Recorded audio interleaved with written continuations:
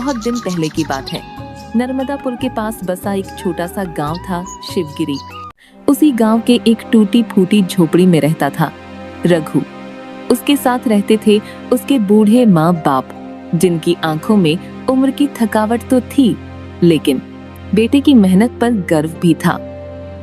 रघु सुबह से लेकर शाम तक दूसरों के खेतों में मजदूरी करता और जो कुछ भी उसे मेहनत के बदले मिलता वो सीधा माँ बाप की हथेली पर रख देता। उसके माता पिता उसे देखते तो दिल रो उठता। आज मेरी किस्मत भले ही सोई है, पर मैं नहीं। मैं तब तक मेहनत करूंगा जब तक ये सोई किस्मत जाग न जाए। रघु बचपन से ही मुश्किलों में पला था। कभी नए कपड़े नहीं पहने, कभी त्योहारों पर मिठाई का स्वाद नहीं चखा, कभी स्कूल की किताबें पूरी नहीं हुई, फिर भी उसने कभी हार नहीं मानी। एक दिन रघु पास के खेतों में काम कर रहा था। धूप सर पर चढ़ी हुई थी और उसकी हथेलियां छिल चुकी थी। पास ही एक पेड़ के नीचे बैठा था राजवीर जमींदार, छांव में आराम करता हुआ। उसी वक्त उसकी नजर पास के पेड़ की छांव में बैठे राजवीर जमींदार पर गई। आज राजवीर की आंखों में तेज नहीं था, चेहरा उतरा हुआ था। उसे मालिक की हालत देखी नहीं गई। वह झटपट अपना काम छोड़ हाथ पोंछते हुए पास गया और आदर से बोला, क्या हुआ मालिक, आप बहुत उदास लग रहे हैं। मुझे ऐसा लग रहा है जैसे आप किसी गहरी चिंता में हैं। अगर कोई परेशानी है तो बताइए, क्या पता मैं आपकी कुछ मदद कर सकूं। पर जवाब उम्मीद के उलट था। राजवीर का चेहरा गुस्से से तमतमा उठा। अरे तू मेरी मदद करेगा, पहले खुद की मदद कर ले। अगर तू किसी की मदद के लायक होता तो दूसरों के खेतों में मजदूरी क्यों करता। चुपचाप जा और अपना काम कर, मुझे परेशान मत कर। सेठ जी, ऐसा मत कहिए, ये सब वक्त की बात होती है। किस्मत हर किसी का साथ हर वक्त नहीं देती, पर इंसान को अपनी मेहनत पर विश्वास रखना चाहिए। आज भले ही मेरी किस्मत साथ नहीं दे रही, लेकिन अगर मैं सच्चाई और लगन से मेहनत करता रहूंगा तो एक दिन ये सोई किस्मत भी मेरी तरफ झुक ही जाएगी। मेहनत और धैर्य से तकदीर के दरवाजे खुलने में देर हो सकती है, लेकिन मेहनत कभी बेकार नहीं जाती। रघु की आवाज में कोई दिखावा नहीं था, सिर्फ सच्चाई थी। एक ऐसा सच जो सीधा दिल में उतर जाए। राजवीर की आंखें एक पल के लिए झपकना भूल गई। उसे यकीन नहीं हुआ कि इतने कष्टों में जीने वाला एक मजदूर इतनी ऊंची सोच रखता है। अरे रघु, तेरे विचार तो बहुत नेक हैं। तेरी बातें सुनकर दिल को अजीब सा सुकून मिला है। इतनी मुसीबतों में भी तू अपने जीवन से शिकायत नहीं करता। तू तो सच में बड़ा आदमी है। सेठ जी, ये मेरी नहीं, मेरे पिता की दी हुई सीख है। जब भी मैं जिंदगी से हार मानने लगता या किसी चीज के लिए जिद करता तो वो कहते थे, बेटा किस्मत चाहे जो करे, तू मेहनत करना मत छोड़, सही वक्त खुद चल कर आएगा। सेठ जी, मेरे पिता हमेशा मुझे एक बात समझाते थे, बेटा रघु, हमारे पास इतना धन नहीं कि तेरी हर इच्छा पूरी कर सकूं, लेकिन तुझे एक बात कभी नहीं भूलनी चाहिए। जिंदगी भी मौसम की तरह होती है। कभी ये धूप की तरह होती है जिसमें उजाला और खुशियां मिलती हैं, कभी ठंडी हवा की तरह जो सिहरन तो देती है पर हमें मजबूत भी बनाती है, और कभी बारिश की तरह जो परेशानियां लेकर आती है लेकिन मिट्टी को भी उपजाऊ बनाती है। जैसे हर मौसम बीत ही जाता है, वैसे ही जिंदगी के कठिन हालात भी गुजर ही जाते हैं। बस तू धैर्य और हिम्मत बनाए रख, क्योंकि एक दिन सब कुछ ठीक जरूर होगा। रघु की बातों में पिता का अनुभव और खुद का विश्वास खुला हुआ था। राजवीर जैसे उसकी बातों में खो सा गया था, लेकिन अगले ही पल उसकी आंखें नम हो गई। वो थरथराते स्वर में, अरे रघु, मैं सच में बहुत बड़ी परेशानी में फंस गया हूँ। मुझे अपनी समस्या का कोई रास्ता नहीं दिख रहा, हर तरफ अंधेरा है। सेठ जी, आप कहिए तो सही, क्या पता आपकी परेशानी का कोई हल निकल ही आए। कभी कभी किसी अनपढ़ मजदूर की बात भी जिंदगी बदल देती है। रघु, हमारे गांव में मेरे पिता की एक पुरखों की जमीन थी। वही जमीन जो पीढ़ियों से हमारे नाम पर थी, हमारी पहचान, हमारी विरासत। उस पर अब मेरे भाई और मेरा अधिकार है। लेकिन गांव के ही 2 बाप बेटे बलराम और हरीश उस पर जबरदस्ती कब्जा कर चुके हैं। मैं सोच रहा था कि थाने जाके रिपोर्ट कर दूं, लेकिन गांव के बड़े बड़े लोग उनके साथ खड़े हैं। हर तरफ से मुझे धमकियां मिल रही हैं। जितनी कोशिश करता हूं उतना ही असहाय महसूस करता हूं। अब तो उन्होंने उस जमीन पर खेती भी शुरू कर दी है। मेरे पिता की जमीन मेरी आंखों के सामने मुझसे छीनी जा रही है। रघु, मैं टूट गया हूं। मुझे समझ नहीं आता अब मैं क्या करूं, कहां जाऊं, किससे लड़ूं। सेठ जी, लड़ाई बड़ी है, लेकिन आप अकेले नहीं हैं। ईमान और हक की लड़ाई जब सच्चे दिल से लड़ी जाती है तो दुनिया झुक जाती है। बस डटे रहिए, मैं आपके साथ हूं। सेठ जी, मुश्किलें चाहे कितनी भी बड़ी हों, पर कोई ना कोई रास्ता जरूर होता है। रघु उसकी हालत देख चुपचाप सोच में डूब गया। फिर कुछ देर बाद गंभीर स्वर में बोला, सेठ जी, आप बिल्कुल ठीक कह रहे हैं।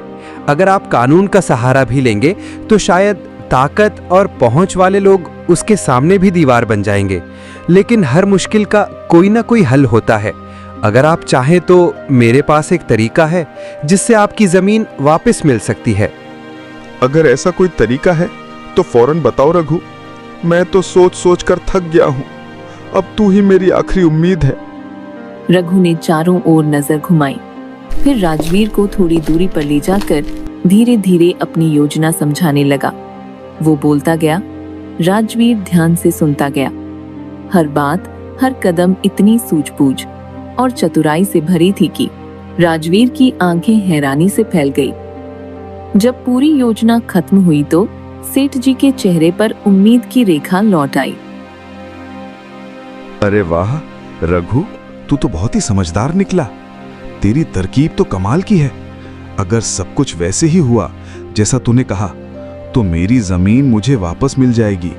मैं तुझसे वादा करता हूं रघु, अगर तेरी ये योजना कामयाब हुई तो मैं अपनी जमीन का एक हिस्सा तेरे नाम कर दूंगा। मालिक, आप ऐसा क्यों कह रहे हैं? आप मेरे मालिक हैं। आपकी वजह से मुझे रोजगार मिला है। मेरे घर में चूल्हा जलता है। आपकी मदद करना मेरा फर्ज है। मुझे आपकी जमीन नहीं चाहिए, मुझे बस आपका विश्वास चाहिए। रघु, तू तो इंसान नहीं फरिश्ता है। कल से इस काम में लग जा। अब तू जो कहेगा वही होगा।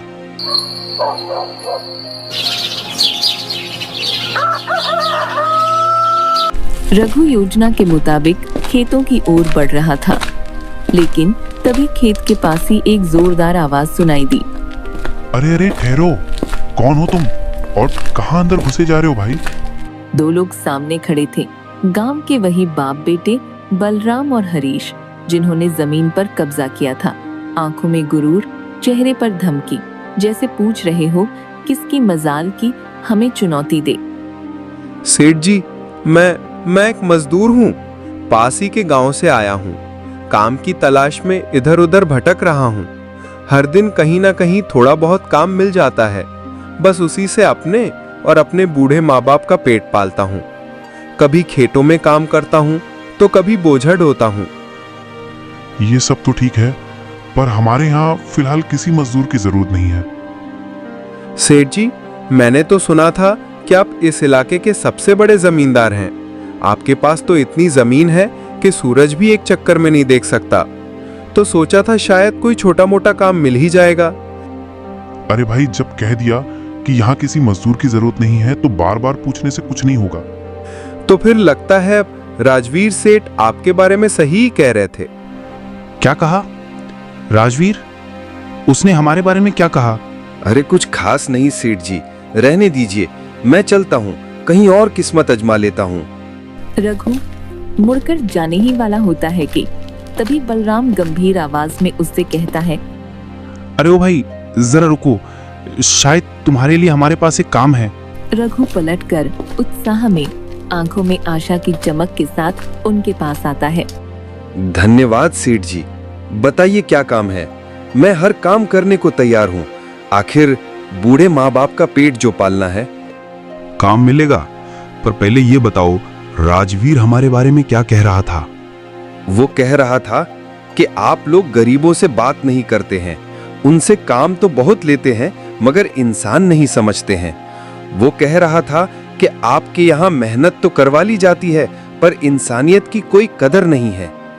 मैंने तब कुछ नहीं कहा, सोचा था खुद आकर देख लूं, आप जैसे बड़े लोग क्या वाकई उतने पत्थर दिल हैं जितना लोग कहते हैं। सेठ जी, मैं पहले राजवीर सेठ के यहाँ काम करता था, लेकिन वह बहुत ही कंजूस और बदतमीज आदमी है। मैं दिन रात मेहनत करता, धूप हो या बारिश, पर उसके लिए मेरी मेहनत की कोई कीमत नहीं थी। मेहनत के बाद भी सही मजदूरी तक नहीं मिलती थी। फिर क्या हुआ? राजवीर ने हमारे बारे में क्या कहा? जब मेरी उससे बहस हो गई तो उसने ताना मारा कि पूरे गांव में वह सबसे ज्यादा मजदूरी देता है। गुस्से में मैं बोल पड़ा कि नहीं, गांव के सबसे बड़े जमींदार तो आप हैं बलराम सेठ और हरीश सेठ। आप लोग मेहनत की कद्र करते हैं और मजदूरों को उनका हक देते हैं। लोग कहते हैं कि आपके यहाँ काम करने वालों की हमेशा भीड़ लगी रहती है। बिल्कुल सही कहा था तुमने। हमारा फर्ज है कि जो भी हमारे यहाँ मेहनत करे उसे उसकी मेहनत का पूरा मेहनताना मिले। सेठ जी, आपने दिल खुश कर दिया। राजवीर सेठ तो कभी आपकी बराबरी नहीं कर सकता। वो शायद इतनी बड़ी सोच रखने के लायक ही नहीं है। बलराम और हरीश रघु की सच्ची बातें और चापलूसी से प्रभावित होते हैं। हरीश बेटा, ये रघु तो एक नंबर का मेहनती आदमी है।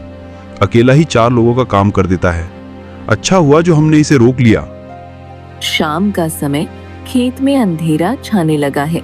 बाकी मजदूर जा चुके हैं, पर रघु अब भी खेत में काम कर रहा है। अरे रघु भाई, अब तो रात होने वाली है, तुम अब भी खेत में लगे हो? जाओ घर जाओ, थोड़ा आराम कर लो। सेठ जी, हमारी किस्मत में आराम कहाँ? घर पर बूढ़े माँ बाप हैं। अगर मैं काम नहीं करूंगा तो उनके लिए 2 वक्त की रोटी कहाँ से लाऊंगा? घर पर बैठकर आराम करने से अच्छा है कि मैं कुछ काम करूं। मेहनत में ही सुकून है, और जब ये पसीना गिरता है तो लगता है मैं जिंदा हूं। तुम बहुत मेहनती हो रघु, बहुत ईमानदार इंसान हो। आज का काम यहीं छोड़ दो, कल सुबह फिर से आ जाना। अब घर जाओ और थोड़ा आराम कर लो। नहीं सेठ जी, इसकी कोई जरूरत नहीं है। मैं काम करने में ही खुश हूं, यही मेरा आराम है। आप लोग जाइए। सेठ जी, मैं ठीक हूं, काम खत्म करके खुद ही चला जाऊंगा। ठीक है रघु भाई, जब मन करे तब घर चले जाना, हम चलते हैं। बलराम और हरीश सेठ खेत को रघु के भरोसे छोड़कर चले जाते हैं। अगली सुबह सूरज अभी ठीक से निकला भी नहीं। खेत के चारों तरफ पुलिस की गाड़ियां खड़ी हैं। सायरन की हल्की आवाज, चारों ओर हलचल। बलराम और हरीश भागते हुए खेत पर पहुंचते हैं। थानेदार साहब, ये क्या हो रहा है? आप हमारे खेत में क्या कर रहे हैं? क्या ये जमीन तुम दोनों की है? हाँ थानेदार साहब, ये हमारी पुश्तैनी जमीन है। इसके सारे कागज हमारे पास हैं। लेकिन आप ऐसा क्यों पूछ रहे हैं? तो फिर तुम दोनों को गिरफ्तार करना पड़ेगा। चलो चलो हमारे साथ। ये आप क्या कह रहे हैं थानेदार साहब? हम कुछ समझ नहीं पा रहे, आखिर बात क्या है? अभी सब समझ आ जाएगा। वो देखो, जरा पलट कर देखो। अपनी ही जमीन की तरफ बलराम और हरीश पलट कर देखते हैं और उनके पैरों तले जमीन खिसक जाती है। वहां खेत की मिट्टी उखड़ी हुई है और उसमें से एक मानव कंकाल आधा बाहर निकला पड़ा है। पास में फॉरेंसिक टीम और एक बड़ी भीड़ जमा है। थानेदार साहब, हमें नहीं पता ये कौन है। ये हमारे खेत में कहां से आ गई? ये क्या है? ये लाश? नहीं साहब, हम सच कह रहे हैं, हमें नहीं पता ये सब कैसे हुआ। हमने तो बस खेत की देखभाल रघु को सौंपी थी और हमने किसी को नहीं मारा साहब। यकीन मानिए, हमें फंसाया जा रहा है। बहाने मत बनाओ। पहले किसी को मारो, फिर उसकी लाश को अपनी जमीन में गाड़ दो, और अब मासूम बनकर पूछ रहे हो ये क्या है? थानेदार साहब, हम सच कह रहे हैं। हमें कुछ नहीं पता इस लाश के बारे में। ना हमें पता है ये कौन है, कब और कैसे यहाँ आई। सेठ जी, ये पुलिस यहाँ क्यों आई है? क्या हुआ है? रघु, देख तो, हमारी जमीन में ना जाने कहां से ये कंकाल निकल आया है। पुलिस हमें ही दोषी मान रही है। ये तो बहुत गंभीर बात है। सेठ जी, कहीं किसी ने यह सब जानबूझकर तो नहीं किया? हाँ रघु, ठीक यही बात हम भी सोच रहे हैं, पर अब थानेदार साहब तो मानने को तैयार ही नहीं। उन्हें लगता है कि हमने ही किसी को मारकर गाड़ दिया है। अब तू ही कुछ उपाय सोच, वरना हम तो गए। अब ज्यादा चालाकी मत दिखाओ, तय कर लो तुम दोनों बाप बेटे में से कौन जाएगा जेल में। बस 5 मिनट देता हूं, फैसला करो कौन कबूल करेगा जुर्म। अब झूठ मत बोलो, अगर फांसी नहीं भी हुई तो उम्र कैद तो तय है तुम दोनों के लिए। मैं कैसे जाऊं, मेरी तो उम्र हो गई। और मैं तो अभी जवान हूं, मुझे भी नहीं जाना है। रघु भाई, कुछ तो उपाय सोचो, वरना हमारा सब कुछ खत्म हो जाएगा। रघु गहरी सांस लेता है, फिर बहुत गंभीरता से दोनों की तरफ देखता है। बलराम की आंखों में देखते ही उसे कुछ याद आता है। बलराम की जुबान फिसल चुकी थी। सेठ जी, आपने अभी जो कहा हमें फंसाया जा रहा है, कहीं ये कहानी भी वैसी ही नहीं है जैसे आपने जमीन हड़पने की पूरी बात मुझे अभी बताई थी? तू क्या कह रहा है रघु? मालिक, मेरे पास एक तरकीब है जिससे सांप भी मर जाएगा और लाठी भी नहीं टूटेगी, बशर्ते मुझे आपसे कुछ वादा चाहिए। क्या वादा? जल्दी बताओ रघु भाई, क्या तरकीब है? कि अब से मुझे आपके खेतों का मुखिया मजदूर बना दिया जाए। मेहनत करूंगा मगर इज्जत भी चाहिए, और मेरी झोपड़ी के लिए थोड़ी जमीन भी, जहां मैं अपने बूढ़े माँ बाप को चैन से रख सकूं। अगर मंजूर है तो मैं पुलिस को ऐसी बात बताऊंगा कि मामला वहीं खत्म हो जाएगा। हाँ बेटा, हम तुझे सब देंगे, बस हमें बचा ले। तरकीब बताने से पहले एक बात बताओ मालिक, आपके लिए ज्यादा जरूरी क्या है, ये जमीन या आपकी जान? अरे रघु, इसमें पूछने वाली क्या बात है? हमारे लिए तो हमारी जान ही सबसे प्यारी है। नहीं सेठ जी, शायद आप मेरी बात को सही से समझ नहीं पाए। जब आप थानेदार को ये बताएंगे कि ये जमीन आपकी नहीं है बल्कि राजवीर सेठ की है, तो पुलिस किसे गिरफ्तार करेगी? मतलब सेठ राजवीर को। और जब राजवीर जेल चला जाएगा तो आप दोनों फिर से इस जमीन पर कब्जा कर सकोगे। इस तरह न आप जेल जाओगे न जमीन खोएंगे, और असली फंसेगा वही जो फंसाने लायक है। अरे वाह रघु भाई, तुम्हारी अकल ने तो हमारी जान बचा ली। अब तीनों थानेदार की ओर बढ़ते हैं। थानेदार अभी भी सख्त लहजे में खड़ा है। तीनों उसके सामने खड़े होते हैं। फिर बलराम बोलता है, थानेदार साहब, हम आपको एक सच्चाई बताना चाहते हैं। ये जमीन दरअसल हमारी नहीं है। हमने तो बस कुछ महीने पहले सेठ राजवीर से इसे किराए पर लिया था। अब फांसी से बचने के लिए किसी और को फंसाना चाहते हो? नहीं साहब, आप विश्वास नहीं करें तो आप रघु से पूछ लीजिए। वो हमारे साथ अभी कुछ दिन पहले ही काम करने आया है। उससे पहले वो राजवीर के यहाँ ही काम करता था। अब सबकी निगाहें रघु पर टिक जाती हैं। थानेदार आगे बढ़ता है, आंखों में शक और तीखापन लिए हुए। बोलो रघु, ये जमीन किसकी है? रघु कुछ पलों तक चुप रहता है, जैसे सोच रहा हो, फिर ठानकर गंभीर स्वर में बोलता है, थानेदार साहब, ये जमीन सेठ राजवीर की है। बलराम सेठ और हरीश सेठ ने तो बस कुछ समय से इस जमीन पर खेती कराना शुरू किया है।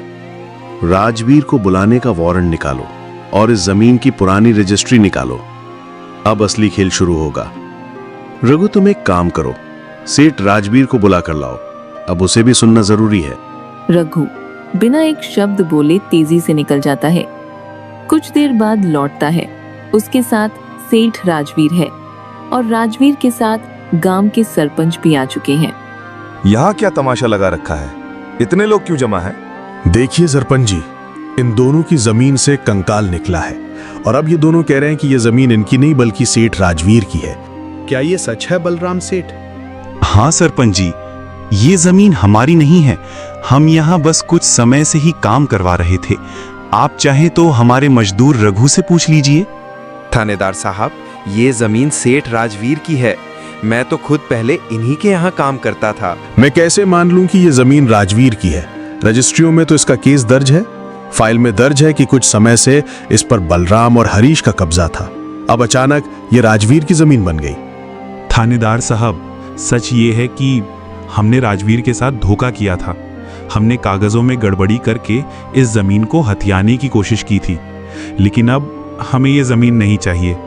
हम केस भी वापस ले लेंगे, बस हमें माफ कर दीजिए।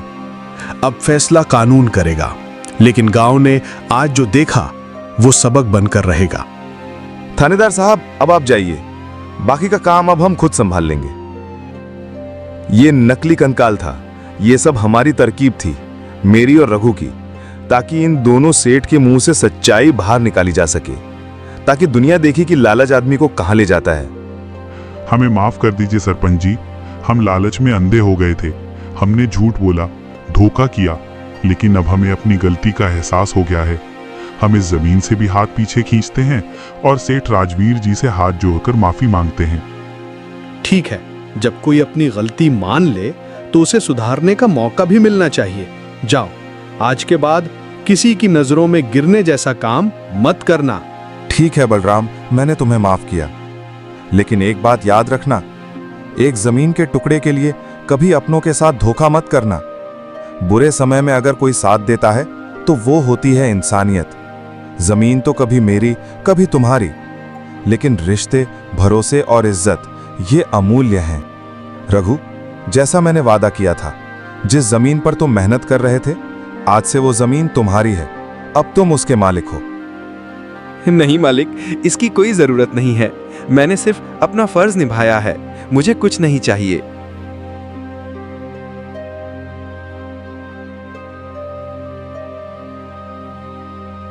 तो समझो, आज वो दरवाजा खुल चुका है। आज से तुम्हें किसी और के खेत में काम करने की जरूरत नहीं, अब तुम भी मालिक हो। धन्यवाद मालिक, आपने सिर्फ जमीन नहीं दी, मुझे मेरी इज्जत लौटा दी।